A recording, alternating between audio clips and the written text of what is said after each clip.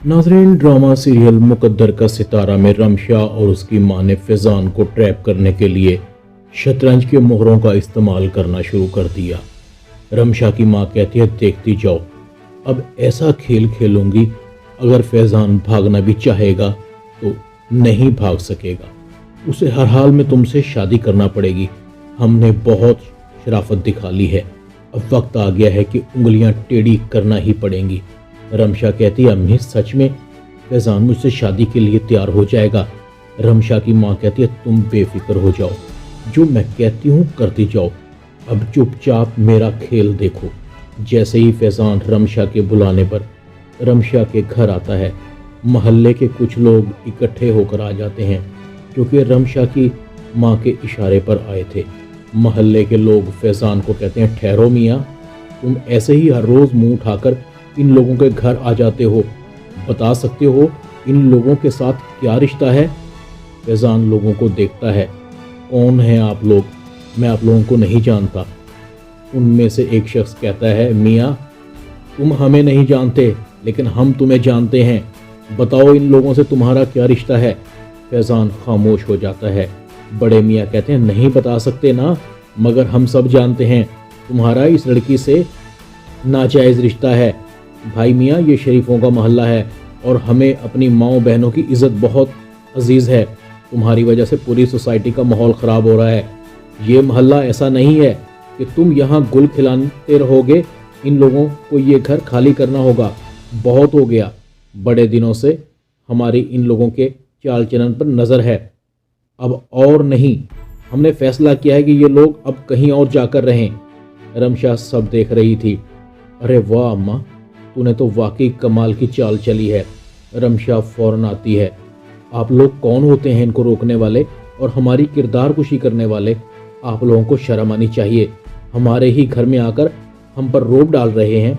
एक आदमी कहता, बीबी तुम तो खामोशी रहो, बता सकती हो इस शख्स से तुम्हारा क्या रिश्ता है, ये यहाँ क्यों आता है?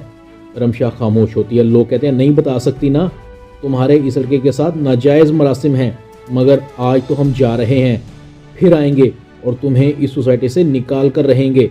रमशा की माँ कहती है, बेटा तुम्हें उन लोगों से इस तरह से बात नहीं करनी चाहिए थी, ये बहुत बाअसर लोग थे।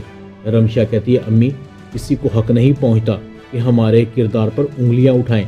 रमशा की माँ कहती है, बस बहुत हो गया, अब फैज़ान को तुमसे निकाह कर लेना चाहिए, ताकि लोगों को तुम्हारे और इसके रिश्ते के बारे में पता चले, वरना लोग यही समझेंगे कि तुम्हारे फैज़ान के साथ नाजायज़ ताल्लुकात हैं। फैज़ान कहता है, मगर आंटी मैंने आपको कहा ना, मेरी कुछ मजबूरियां हैं, अभी मैं रमशा से शादी नहीं कर सकता। रमशा फैज़ान को कहती है, क्यों नहीं कर सकते मुझसे शादी? लोग हमारी बातें बना रहे हैं, तुम्हें कोई फ़र्क नहीं पड़ेगा, मगर मैं इन तानों के साथ नहीं जी सकती। अगर तुमने मुझसे शादी ना की तो मैं अपनी जान दे दूंगी, समझे तुम? तुम्हारे पास वक्त 2 दिन का है। फैज़ान सर पकड़ कर बैठ जाता है। अच्छा मैं कुछ करता हूँ, मुझे सोचने का वक्त चाहिए। फैज़ान रमशा के घर से वापस आ जाता है। रमशा की माँ कहती है, देख लिया मेरी प्लानिंग का नतीजा? रमशा कहती है, अम्मी आपने ये तो कमाल कर दिया।